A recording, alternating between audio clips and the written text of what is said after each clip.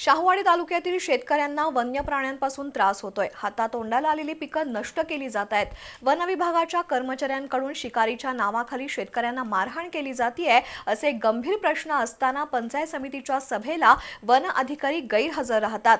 सभागृहाला माहिती द्यावी लागत असल्यामुळे वन अधिकारी पळ काढत आहेत असा आरोप उपसभापती अमर खोत यांनी करून त्यांच्या निषेधाचा ठराव मांडला। शाहूवाडी पंचायत समितीची सभा प्रियांका भोसले यांच्या अध्यक्षतेखाली संपन्न झाली। जंगलात शेजारी असणाऱ्या शाळेतील मुलांना वन विभागानं गाडी उपलब्ध करून द्यावी अशी मागणी सर्व सदस्यांनी केली।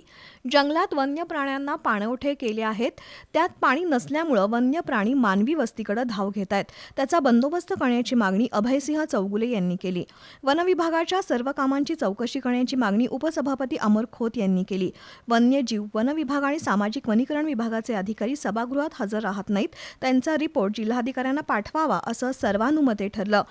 उखळू इथं गव्यानं शेतकऱ्यावर हल्ला केला, त्याला तातडीनं नुकसान भरपाई देण्याची मागणी सभापती प्रियांका भोसले यांनी केली। मांजरे इथला सौर ऊर्जा प्रकल्प 8 एकरात कसा सुरू आहे, परप्रांतीयांना कामावर घेतला आहे, स्थानिक भूमिपुत्रांना काम द्यावं अशी मागणी सुरेश पवार यांनी केली।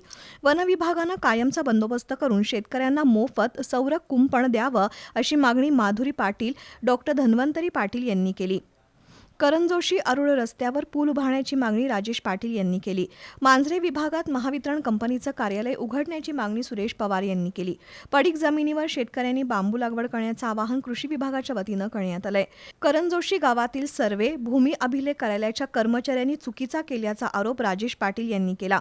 गजापूर इथली खाजगी वसुली बंद करण्याची मागणी अभयसिंह चौगुले यांनी केली। सभेला पंचायत समितीचे सर्व सदस्य आणि अधिकारी उपस्थित होते।